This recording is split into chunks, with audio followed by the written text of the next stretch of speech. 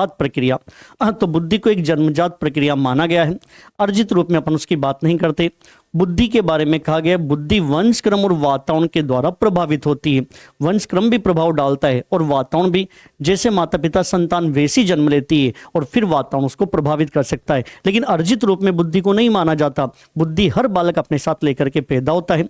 लिंग भेद की दृष्टि से बुद्धि प्रभावित नहीं होती है। हम ये नहीं कह सकते कि महिला ज्यादा बुद्धिमान है, हम ये नहीं कह सकते कि पुरुष ज्यादा बुद्धिमान है। तो लिंग भेद, लैंगिक पूर्वाग्रह बुद्धि को प्रभावित नहीं करते हैं।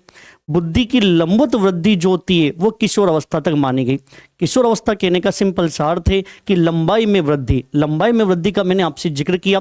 इस प्रकार की वृद्धि को अपन लंबवत वृद्धि कहते हैं, जिसके अंदर जैसे एक बच्चे की बुद्धि यहां तक फिक्स है, एक बच्चे की बुद्धि यहां तक फिक्स है, वो कब तक है? किशोर अवस्था। फिर इसके बाद कहलाती है क्षैतिज रेखा, और ये क्षैतिज रेखा एक सीधी लाइन के रूप में और ये जीवन भर के रूप में मानी जाती है। इसलिए लंबवत वृद्धि किशोर अवस्था और क्षैतिज वृद्धि कब तक होती है? तो जीवन भर।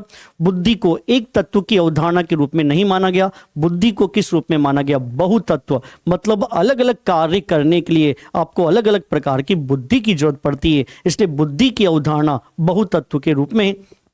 बुद्धि मूर्त चिंतन नहीं है। मूर्त का मतलब है चीज का रटना, वो चीज स्थिति कहलाती है मूर्त चिंतन। बुद्धि सोचना है, बुद्धि समझना है, बुद्धि विचार करना है, बुद्धि समस्या का समाधान करना है, बुद्धि वातावरण के साथ समायोजन है। इसलिए बुद्धि को क्या माना गया? अमूर्त चिंतन।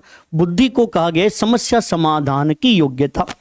बुद्धि को क्या कहा गया? अनुभव से लाभ उठाने की योग्यता। गलत अनुभव होने पर हम अपनी बुद्धि का वापस वैसा इस्तेमाल नहीं करते और सही अनुभव होने पर हम वापस उस प्रकार की चीज को रिपीट करते हैं। इसलिए बुद्धि क्या है? अनुभव से लाभ उठाने की योग्यता।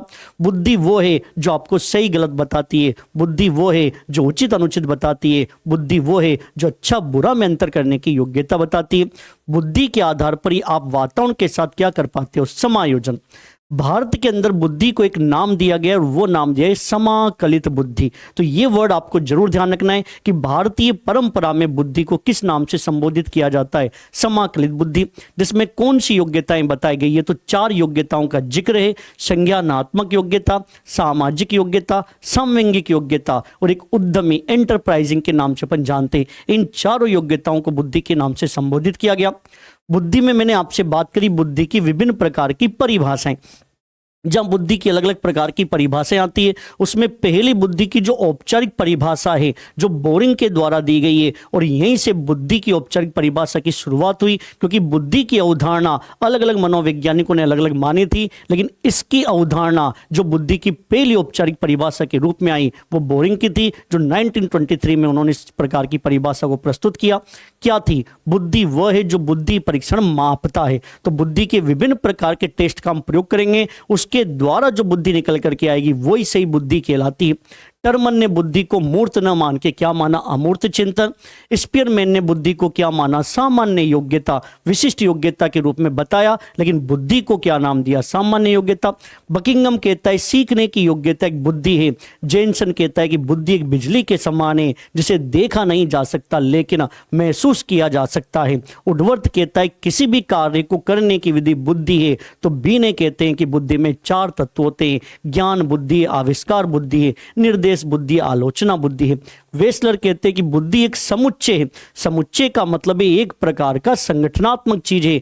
बुद्धि उद्देश्यपूर्ण प्रक्रिया है जिसके अंदर व्यक्ति चिंतन की प्रक्रिया का सहारा लेता है और वातावरण के साथ समायोजन करता है। ये परिभाषा जो वेस्लर के द्वारा यहां पर दी गई। साथ ही बुद्धि की एक परिभाषा की और हमने चर्चा करते हैं रॉबिन्सन, जिसकी परिभाषा भी थोड़ी महत्वपूर्ण बनती है कि बुद्धि सूझबूझ द्वारा समस्या का समाधान करने की क्षमता है। बुद्धि नई परिस्थिति के साथ समायोजन की क्षमता है, अमूर्त रूप से सोचने की क्षमता है और अनुभव से लाभ उठाने की क्षमता है। उसे यहाँ पर बुद्धि के नाम से संबोधित किया जाता है, जो बुद्धि की इस प्रकार की परिभाषा यहाँ पर बताई गई है। अब अपन बात करते हैं